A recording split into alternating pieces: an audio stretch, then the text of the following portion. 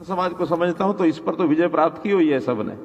ये बात तो हम राजनीतिक आदमियों को थोड़ा ज्यादा समझनी पड़ेगी कि ये चीजें स्थित प्रज्ञ होकर के जो आनंद आता है काम करने में, वो ऊहापोह से नहीं आता है।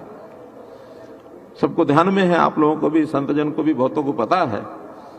मुझे 11 फरवरी को ये कहा गया कि आप अपनी जगह मुख्यमंत्री बदल दो। 11 फरवरी को कहा गया।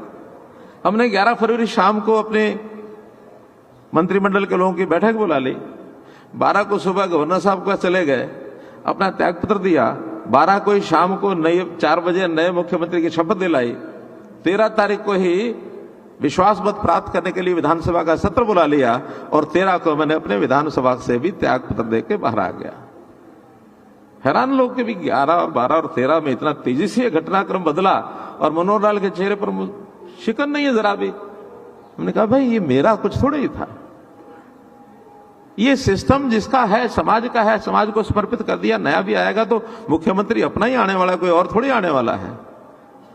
तो स्थित्य प्रज्ञता रखना ये राजनीतिक क्षेत्र के लोगों को भी आवश्यक है। परिस्थितियां बहुत बदलती हैं, समाज में तरह तरह की घटनाएं आती हैं। कभी तनाव होते हैं, कभी आंदोलन होते हैं, कभी कोई घटना दुर्घटना ऐसी होती है, सुबह कुछ होता है, शाम को कुछ और हो जाता है।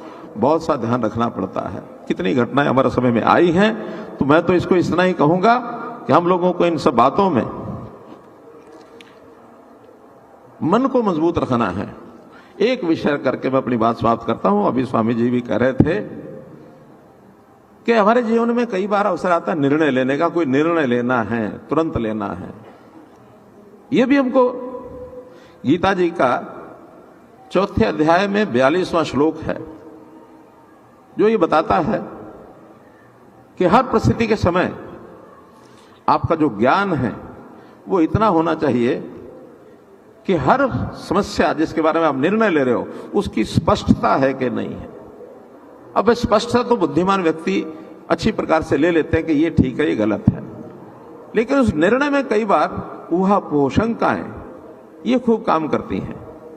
उसमें 3 चीजों का ध्यान रखना बहुत आवश्यक है।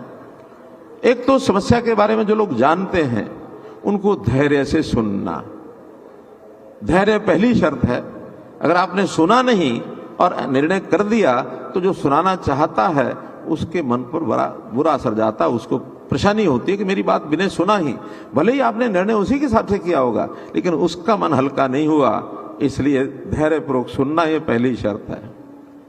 दूसरा, कोई निर्णय चाहे अनुकूल है, प्रतिकूल है, किसी को पीड़ा पहुंचाने वाला है, किसी को सुख देने वाला है, उसके अंदर एक साहस होना बहुत जरूरी है, हिम्मत। तो हिम्मत करके अगर आप करेंगे तो उसमें निश्चित रूप से सफलता मिलेगी।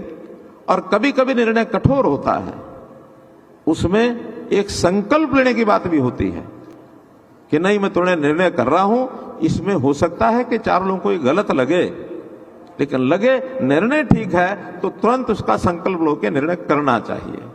ये गीता हमको बताती है। कम से कम मैंने अपने जीवन में उसको